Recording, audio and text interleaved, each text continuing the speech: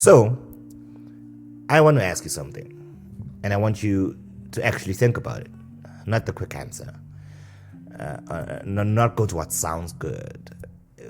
Actually, think about it. Who are you?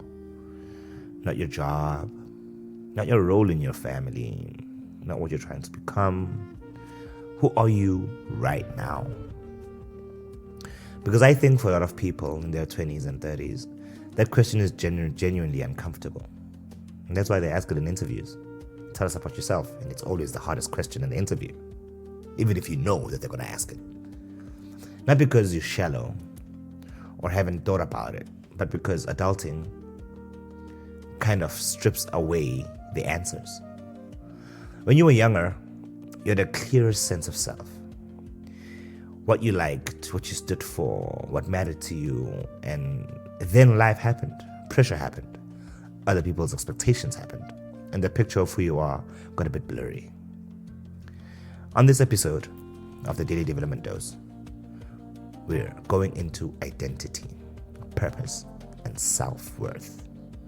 Specifically, the version that adulthood throws at you and how to find your footing when the ground keeps shifting.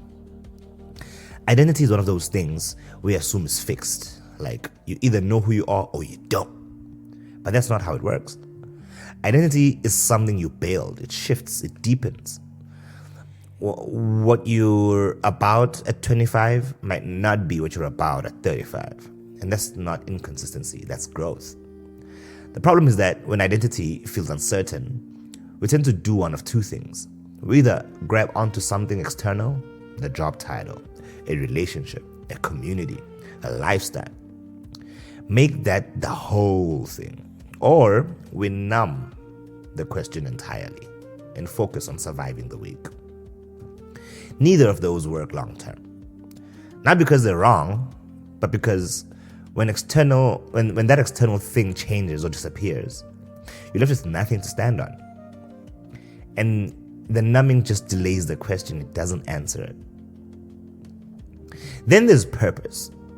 And I want to be careful here because finding your purpose has become this massive pressure point. There's one thing you're supposed to be doing in your life, and if you haven't found it by a certain age, you missed it. Planes left, buses left you, you're Spider-Man chasing it.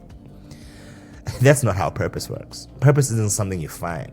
It's something that comes out of paying attention to what moves you and what makes you angry. What keeps you coming back what keeps you coming back, even when it's inconvenient. It's quiet and specific, and it's usually already there. You just haven't named it yet. And it doesn't have to be grand. It doesn't have to be a calling. It can be as simple as, I care deeply about my community. I want the people around me to feel seen. I love making things with my hands. That's enough. That's purpose. Purpose lives in those small, consistent things more than in big life decisions. And then self-worth, which is where all of this really lands. Because you can have some clarity on who you are and a sense of what matters to you. But if your self-worth is shaky, none of it holds. It's the ground everything else builds on. Here's what shakes it. It's not other people telling you you're not enough. That stuff hurts, but it doesn't do the damage on its own. What does the damage is when you agree. When someone's criticism lands and somewhere inside you go, yeah, they're probably right. When you fail at something and the story you tell yourself is that it confirms something you already suspected. That's the internal agreement. And it's subtle. It sneaks in. I'm not the kind of person who. I'm not really good at. That's just how I am. These phrases that sound like self-awareness but are actually just limiting beliefs you stopped questioning. So how do you start? It's not an overnight fix. Certainly not.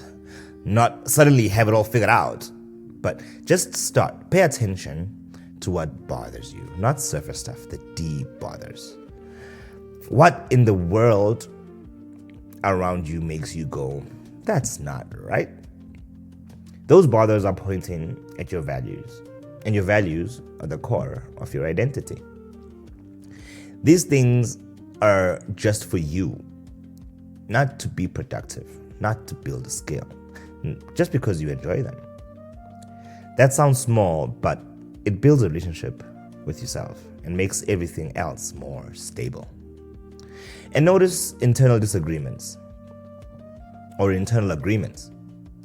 The next time you hear yourself saying something that limits you, ask yourself where it came from.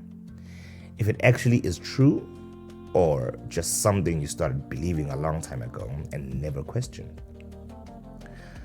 If there's something like that I might, introspect and maybe give you an example of a self-limiting belief. It was back in high school. I started losing, I guess I'll say street cred, if I could say so, with the opposite sex. And that directly translated into my grades dropping. Because I thought, since I can't get that girl that I liked, that means I can't get girls. And that translated even further. I can't get grades. In fact, the reason why I can't get girls is because I can't get grades. So it was a misguided perspective of self, I'll tell you that much. But at the level of a 15-year-old or a 16-year-old that I was at the time, it determined who I was seeing myself as. And that changed immediately when I started to view myself as not a person who's determined by my social status. I started learning that my social status doesn't really matter. What matters is who I am, because that's what affects my social status. I started becoming more confident in my talents. I started becoming more confident in my ability to speak. I started becoming more confident in my ability to dance, because I used to dance back then, I started becoming more confident in my writing skill. And that naturally translated into the kind of person I think I really am. And I've run it that ever since. So you don't need to have it all figured out, but you do deserve to know yourself. And it starts with actually spending time with the question. Subscribe to Daily Development Dose, and I will see you tomorrow.